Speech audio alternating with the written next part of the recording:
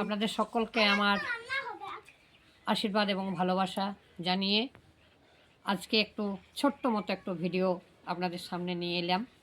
কারণ আমি একটু দেশুরিয়াতে আমার একটু কাজ ছিল, সেই সঙ্গে এই নাতনির সঙ্গে আমার দেখা হয়ে যায়। নাতনি আমার খুব পরিচিত, আপনারা অনেকে চেনেন, ফেসবুকে ছবিতে দেখতে পাবেন আপনারা, কারণ এটা হচ্ছে রবিন দাসের মেয়ে।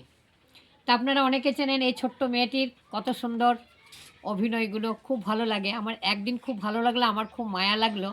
মায়ের কাছে মা মনসার থানে বলতো, একদিন বলল, আমি ওর ছবি দেখলাম, ঠাকুর আমাকে একটা কলা পাকা দাও। সেইটা দেখে আমার সেদিন খুব আনন্দ আমার লেগেছিল। ঠাকুরের কাছে প্রার্থনা যে ঠাকুর একটা কলা পাকা দাও। তো সব মায়ের আশীর্বাদ। তো দেখুন এই যে প্রাইজ, এত সুন্দর, মানে কি বলবো, কবিতা বলেছে।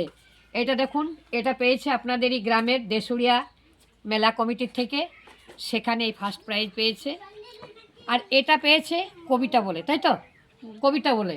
তাহলে এই মেয়েটি কত উৎসাহ, কত আনন্দ, চিন্তা করতে পারেন। একে তো অনেকে দেখেন ওর মায়ের সঙ্গে ওর বাবার সঙ্গে ছবিগুলো ভিডিওগুলো বানায়।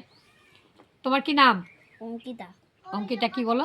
বাউরি। অঙ্কিতা বাউরি।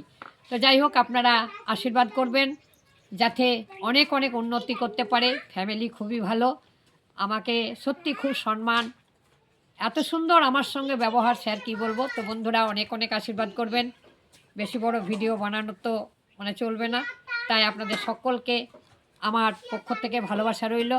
আর আপনারা একটু পাশে থাকবেন, পাশে থেকে একটু তাকে উৎসাহ দিয়ে যাতে একটু এগিয়ে যেতে পারে তার চেষ্টা করবেন। নমস্কার।